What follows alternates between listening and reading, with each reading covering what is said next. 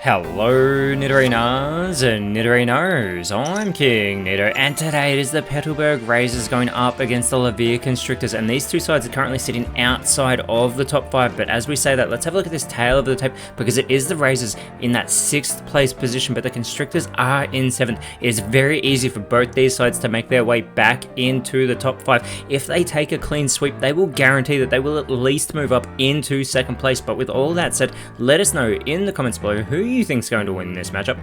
Will it be the Colorless decks? Will it be the Psychic decks? Let's go! 3, 2, 1, go! And going first in this matchup, it is the Imperial Command deck of the Razors. They are going to move the Apom into the active spot with the Squovit on the bench. It is the Lunatone from that Forbidden Light deck of the Laverre Constrictors going into their active spot of this game 1 in our 3-game series, where each win does get a side 2 points towards the leaderboard, as it is the second Apom being pulled for the Razors here. They immediately do move that onto the bench. They've got the Poison Barb in hand, but they're not going to play that knowing that the Lunatone does require 2 energy. It is the Maulol though going onto the bench, as it was just pulled, and we can see that Shiinotic in hand for the Constrictors as they play their own Poison Barb. They want to try and deter the Razors here from going on the offensive, as Apom does only require 1 energy, but they have pulled the big Melisada, and that can kill a Pokemon of those status conditions, as there is that first energy onto the Apom. It is a double hit, so they get 2 coin flips for each heads. It does do 20 damage, but the Razors are currently taking their time trying to figure out how they want to approach this, knowing that Lunatone does have enough firepower to take out the Apom if it gets that poison, and it gets heads for both of them, so 40 damage here onto the Lunatone. But thanks to that Poison Barb, there is 10 damage back onto the Apom, bringing it down to 50 health, and Lunatone doing 50 damage will have enough firepower, as it is the Lusamine being pulled for the Constrictors. The Shiinotic is online, and with that Illuminate ability, it is able to draw a Pokemon card, being the Oricorio, from the deck of the Laverre Constrictors here. And they do immediately get that onto the bench, as it is the Lunatone getting its 2nd energy, and with this Moon Press, it will easily take the first point for the Constrictors, as Apom is discarded. That is 1 point for the Constrictors, and as we said, this is a 3-game series. Regardless of the outcome of the first 2 games, that 3rd game is still just as important, but a team will always want to take that clean sweep. You don't want to drop any games, as the Herdia is pulled for the Razors. The 2nd Apom in the active spot, it also gets an energy here. It can go for the double hit. It can do a maximum of 40 damage here to the Lunatone with these coin flips, but they get the tails. They do get 1 heads though, so it is 20 damage onto the Lunatone. Now the Squovit does require 2 energy for that bite to do 30 damage, but Lunatone does have only 30 health remaining, as now Apom, thanks to that poisoning, has 50 health remaining, and it is the Dawn Wings Necrozma being pulled for the Constrictors. Another Illuminate. They do get their 2nd Maulol in hand as well, but it is the Necrozma onto that final bench position for the Constrictors here. It does require 3 energy. They're thinking about where they do want to move this Psychic energy, going with the Necrozma instead of the Shiinotic or the Oricorio, but another Moon Press from the Lunatone, and the Constrictors are already 1 point away from taking game 1, as the Razors are yet to take a point here. And with no other choice, it is the Squovit going into the active spot, but they do pull the Greedent, but Greedent does require 3 energy. It does become more powerful with this Enhanced Fang when there's a Pokemon tool attached to it, like this Poison Barb that has been attached to the Greedent. So instead of doing 50 damage, it has the potential to do 100, but they need to get 2 more energy onto it, as they just got a first one onto the Greedent. The 2nd Shiinotic has been pulled for the Constrictors. They're continuing to play this Illuminate, thinning the deck of this Forbidden Light deck very quickly for the Constrictors here, and they are going to get a first energy onto the bench Shiinotic after just pulling that 2nd Necrozma, another Moon Press, and it is 50 damage onto the Greedent, but now their own Poison Barb has been activated, so now Lunatone only has 20 health remaining. A 2nd Herdia being pulled for the Razors. They are not getting the cards they need here in game 1, but they are going to play the big Melisada, trying to offset some of that damage. There is 10 health being restored for the Greedent, as they do get a 2nd energy onto it here, but Lunatone has 10 health remaining. It can very easily go for another Moon Press, but it will not make it past this next turn. They are going to play the Professor's Research they just pulled, so they do draw the 2nd Oricorio and the Guzma. They can get that Poison Barb discarded, but not on this turn, because they've already played that Pokemon Supporter, being the Professor's Research. So the Constrictors need to think about how they want to approach this. They get a 2nd energy onto the Necrozma. Now if they'd actually already placed an energy onto the Necrozma instead of the Shiinotic, Necrozma would be ready to go on the offensive, as it is Lunatone being taken out and discarded. thanks to that poisoning. So the Constrictors may have made an error here, not a critical error. I doubt it's going to cost them the game, but they do need to decide who they want to move into that active spot, and this is great for the Razors because they can then target down Greedent. Sorry, Greedent can target down Necrozma, who has been moved into the active spot. The Ambipom has been pulled. Greedent gets its 3rd energy, and with the Enhanced Fang, it gets 100 damage onto Necrozma, bring it down to 10 health. With this Psych ability, it does do 30 damage to itself, does Necrozma. It's only got 10 health remaining. It's got the Beast Dite now attached to it, so it can do an additional 20 damage, 10 for each point that the Constrictors have already taken. They're going to put the big Malasada onto it. This will not take it out of discard range, though, if it does damage to itself. So maybe the Constrictors have made a bigger mistake than they thought, because this Psych ability is about to win them game 1, but they have unnecessarily dropped 2 points here because there's that 30 recoil damage. The Poison Barb does come into play, but it is this Forbidden Light deck taking game 1 over the Imperial Command deck. But as we are about to have our first table reset, if you're enjoying what you're seeing, please leave a like and subscribe so you don't miss out on any of the action in the PokeType League TCG. But here we go into game 2. And it is going to be the Razors going first once again, this time with their Verdant Cavern deck. And we can see that they've got the Yungoos in hand, but they go with the Skitty in the active spot. They've also got the Pokeball and the Professor's Research already, but the Constrictors, they've got the Swirlix. We can see the Compe and the 2 Alcremies, that Sweets Relay. They do want to get that online, and it only requires 1 energy, with them going second as well. But here we go, it is game 2, and it is the Razors going first. Having flipped heads, they do pull the Poison Bub, and they've, as we said, got that Pokeball and the Professor's Research. They've also got a Beware in hand, as they do pull the Oranguru from this deck. They do have 2 Oranguroos, as the Professor's Research allows them to get 2 more cards. They get the Stuffle, they get their second Beware as well, and they do get that Stuffle onto the bench. They can move that Oranguru into the final bench slot if they so choose, but they're thinking of playing the Poison Barb here. They want to try and deter the Constrictors from getting that Sweets Relay rolling here, as they do get the Poison Barb onto the Skitty in the active spot. The Constrictors pull their own Professor's Research, but they've also got the Guzma. They could have had that Poison Barb discarded. They get their own Poison Barb. They get the Slurpuff, who also has its own Sweets Relay. This move does build and stack and get more power, especially with those Alcremies as well. It does become more powerful the more Sweets Relays have been used, as there is 10 damage from this first Sweets Relay of the Swirlix. Now with this Poison Barb, it will not have to worry, and this is why they didn't play the Guzma either. Thanks to that ability of Compe, it prevents the Swirlix from receiving a special condition when it has a Psychic energy on it, so they don't have to contend with the Poison Barb, as the Razors have just gotten their Oranguru onto the bench as well.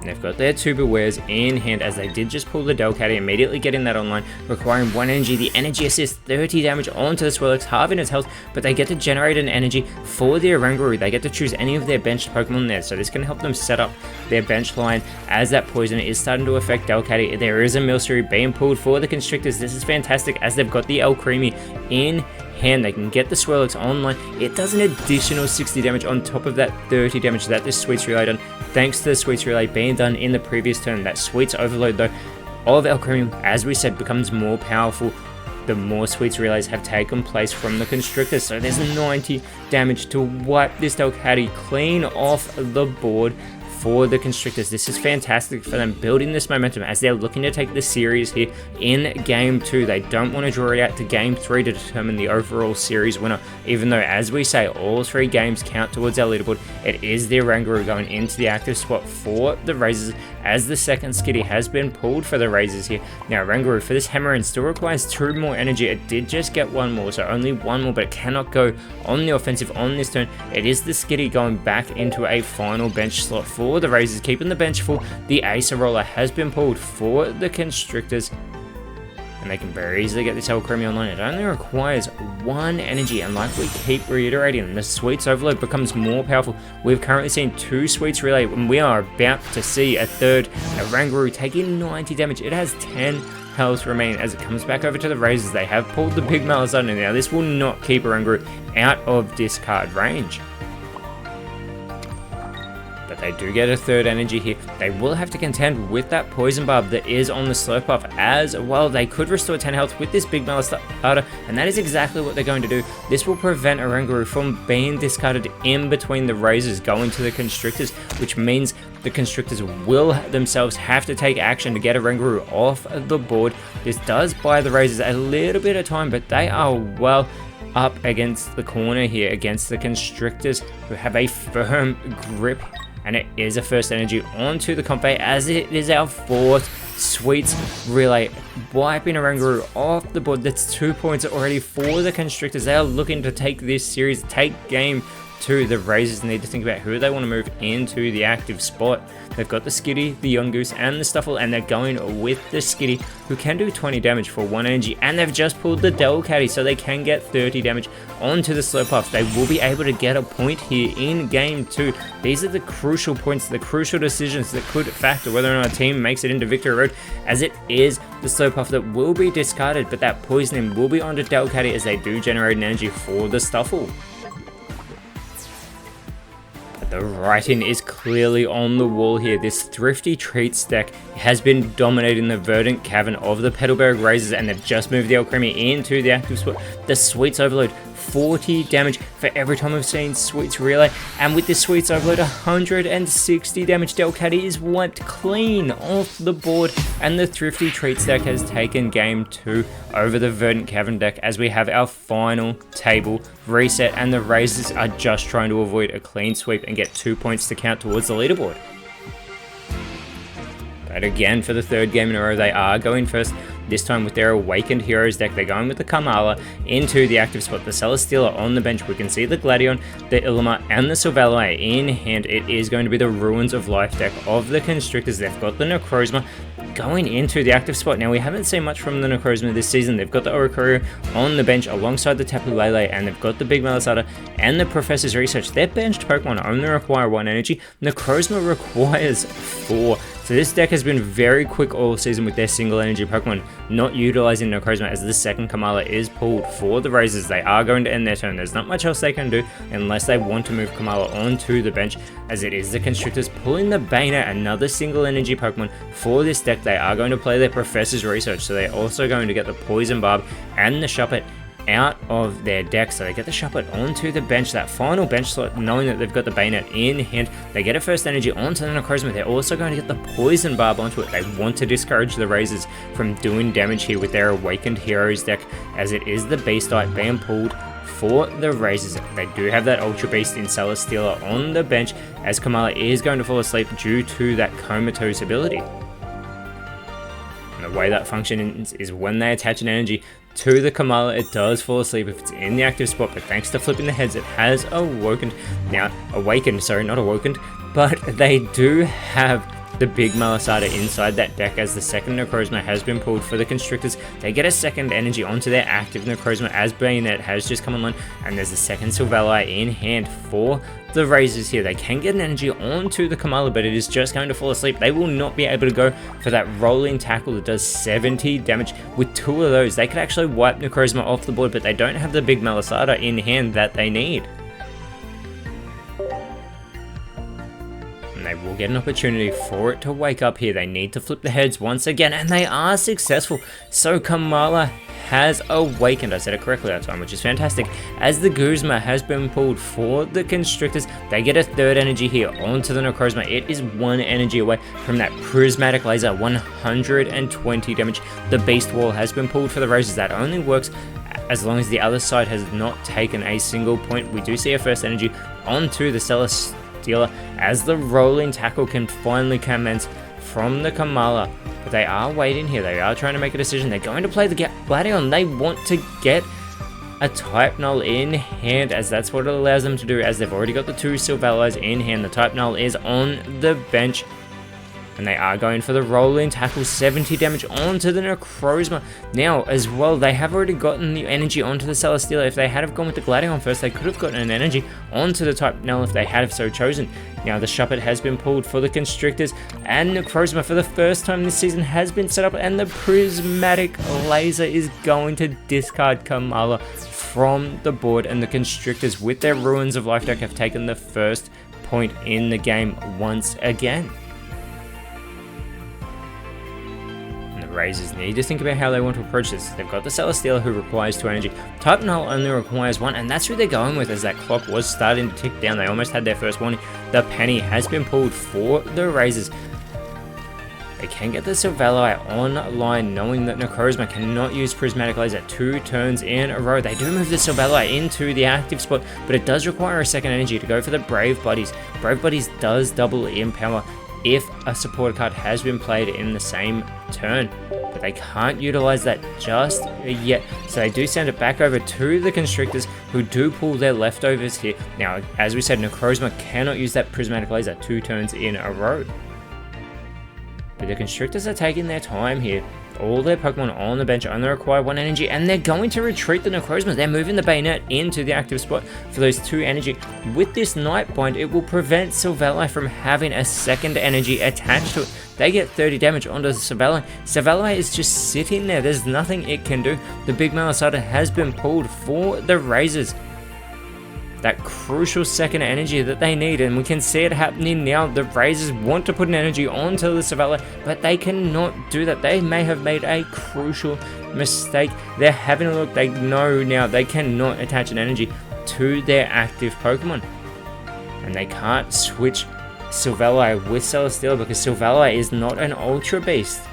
With those Ultra Thrusters, it does allow Celesteela to switch out with an active Ultra Beast here. The Razors may have made a crucial error. This may end up costing them the whole game and the series, as they are hoping to avoid a clean sweep. The Constrictors pull their second Bayonet. They haven't dropped a point. There's only been 1 point taken so far in Game 3. There's a third energy onto Necrozma. They go with the Nightbind again, preventing Silvally still from attaching an energy. And it is a 1 energy retreat cost of Silvally, as the Razors need to think about how they want to approach this. They've just pulled their Professor's Research here, and they do get an energy on to that third energy onto the Celesteela. It can go for that Moonbathon, as it has just been moved into the active spot. They're going to play the Professor's Research, so Silvally is safe on the bench. The Gladion, the leftovers being pulled thanks to the Professor's Research. They need to flip a heads. This Moonbathon does 100 damage, and they get the heads. They are going to discard this Bayonet off the board. This is great for the Razors. This keeps their chances alive. However, with that said, Necrozma has 3 energy on it, and that is the card being moved into the active spot. Celesteela has 120 health. That Prismatic Laser does 120 damage, and there is a 4th energy onto the Celesteela, onto the Necrozma, as the second Shuppet is moved onto the bench. 120 damage, and Celesteela is wiped off the board. The Constrictors have taken their second point. They are 1 point away from a clean sweep over the Petalburg Razors. Now the Razors need to think, do they want to move the Kamala or the Silvally into the active spot? We know Necrozma can't go on the offensive again. They have gone with the Silvally once again. They've just pulled their second Celesteela. They could be hoping that there's not a second Bayonet in hand of the Constrictors, but we know that there is. We can see that Bayonet in hand of the Constrictors. Are they going to try for the same strategy they just pulled? Because Silvally in the active spot gets a first energy once again. They're going through their hand. We can see all those supporter cards. They want to capitalize on that Brave Buddy's ability to double its offensive power. And the Razors taking their time. They can see they've got 4 cards left in their deck. They are going with the Celesteela onto the bench. They're looking at their penny. They're taking their time. They don't want to rush any decisions. They are going to play the penny here. They will get to capitalize, but there are no supporter cards remaining in the deck of the Constrictors, so that penny will not work. They are going to put the leftovers here onto the Silvally, trying to buy them a bit of time. It will restore 10 health at the end of every turn that the Razors have, plus playing the big Malasada, still trying to buy themselves even more time here. There is that leftovers, restoring another 10 health. Silvally up to 70 health here. It comes back to the Constrictors. They pulled their second Oricorio. They've still got their first Oricorio on the bench, and there it is, the Bayonet once again online. It does get an energy here. They must be going for the same strategy. They are going to retreat the Necrozma Bayonet into the active spot, and again, this Silvally will not get a second energy onto it, because this Nightbind 30 damage chipping away at the Silvally, but it cannot have energy attached whilst it's in the active spot. The Lusamine has been pulled for the Petalburg Razors though. They can get 2 energy generated on to the Celesteela here. They could potentially try for another Moonbithon. They get a 3rd energy onto the Celesteela. They can go with the retreat once again with the Silvally. The Moonbithon is a coin flip for that 100 damage, and they are going to retreat the Silvally. The Celesteela into the active spot. It's another coin flip. They're going with the Beastite as well, so that Moonbithon can do an additional 10 damage for each point they've taken. We did see this in the earlier game, and the Moonbithon capable of 110, but they need to flip the heads, and it is a Tails this time. And Bayonet will be safe as the Constrictors have pulled the Trevenant here. First time we've seen Trevenant or Phantup all game. A 3rd energy onto the Necrozma once again, and another Nightbind can come from the Bayonet, but not before the Guzma is played. They do get those those Pokemon tools discarded off the side of the Petalburg Razors, and here it is, the Nightbind. Now Celesteela does not require any more energy from the energy zone, as the Razors have just pulled a Poison Barb. They are thinking about how they want to approach this. They can play the Ilma. This will allow them to return one of the Pokemon that have damage on them into their hand if they so choose. The Razors are thinking about how they want to approach this, and they are going to get that Silvally and the Type Null returned into their hand. So the Ilma has been played, the Type Null immediately going back onto the bench, back at full strength. It does get a 1st energy as well. They do get the Poison Barb onto the Celesteela. They can go for another Moonbithon, not capable of 110 anymore, only the 100.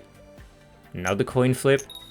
And another Tails. They're unable to get this Bayonet off the board. This is fantastic for the Constrictors. Now they pull the Phantom, and they are quickly getting an energy onto this Necrozma. They have not used this card all season long, and now it is about to take its 3rd point with its 3rd Prismatic Laser, wiping Celesteela off the board, and the Laverre Constrictors, finishing off with their Ruins of Life deck, have just taken a clean sweep over the Petalburg Razors.